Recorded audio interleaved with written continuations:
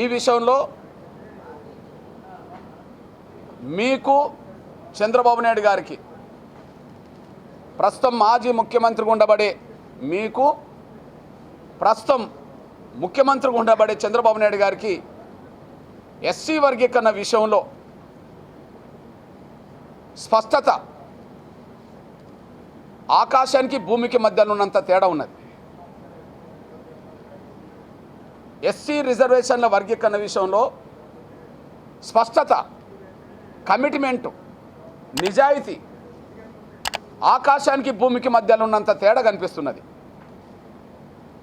అది ముమ్మాటికి వాస్తవం. ఉదాహరణకు ఉమ్మడి ఆంధ్రప్రదేశ్లో మాదిగ రిజర్వేషన్ పోరాట సమితి ఉద్యమం మొదలుపెట్టిన తర్వాత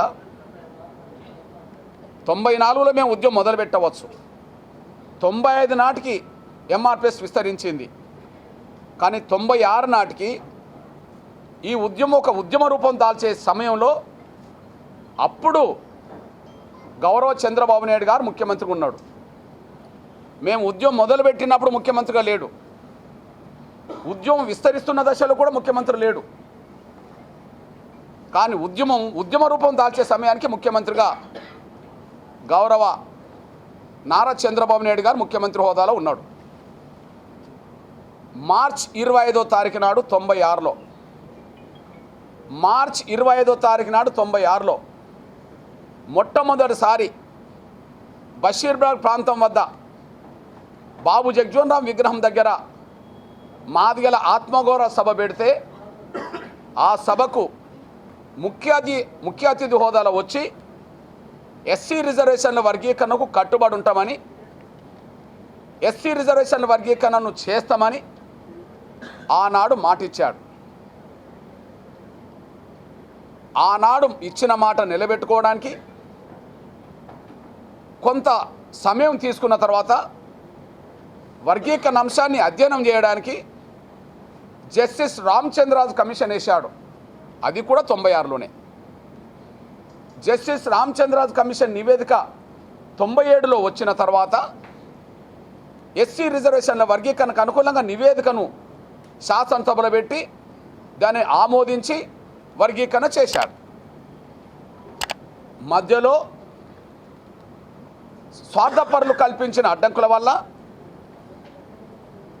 వర్గీకరణ అంశానికి వచ్చిన న్యాయపరమైన చిక్కుల వల్ల అది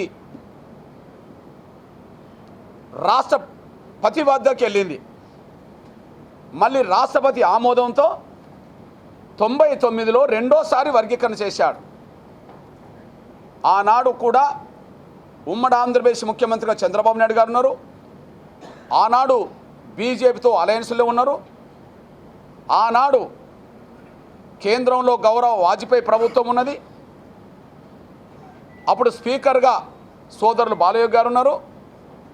రాష్ట్రపతి దళితుడు కేఆర్ నారాయణ గారు. ఈ వర్గీకరణ అంశం అక్కడికి వెళితే కేఆర్ నారాయణ గారు రాష్ట్రపతి హోదాలో వర్గీకరణ సమర్థించాడు.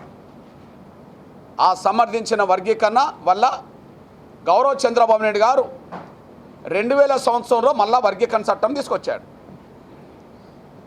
ఆ చట్టాన్ని కూడా మళ్ళా కాంగ్రెస్ ప్రభుత్వం వచ్చినాక సుప్రీంకోర్టులో 5 జడ్జీలు సాంకేతికంగా రాష్ట్రాలకు అధికారం లేదని చెప్పి రద్దు చేస్తే తిరిగి నిలబెట్టడం కోసం జరిగిన పోరాటంలో మళ్ళా 20 ఏళ్ళు నిలబడ్డాం.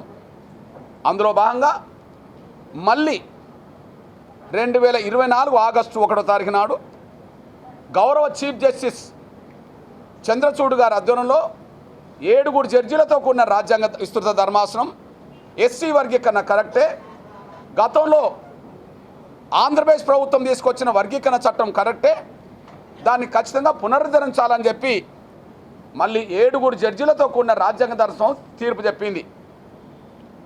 ఆ తీర్పును అనుసరించే ఆంధ్రప్రదేశ్లో దాన్ని అమలు చేయడం కోసం గౌరవ ఐఏఎస్ రిటైర్డ్ అధికారి రాజీవ్ రంజన్ మిశ్రా గారి నాయకత్వంలో కమిషన్ వేయడం, ఆ కమిషన్ సిఫార్సులు వర్గీకరణకు అనుకూలంగా ముందుకు తీసుకెళ్లడం, అందులో భాగంగా వర్గీకరణకు కట్టుబడి ఉన్నామని చెప్పి సబ్ కమిటీ వేయడం, క్యాబినెట్ తీర్మానం చేయడం, మొన్న శాసనసభలోను శాసన మండలిలోనూ ఈ వర్గీకరణ అంశాన్ని తీర్మానం చేసి రేపో మాపో వర్గీకరణ అంశాన్ని పూర్తి చేయడానికి ఆర్డినెన్స్ రూపంగా రాబోతున్న సంకేతం కనిపిస్తున్నది.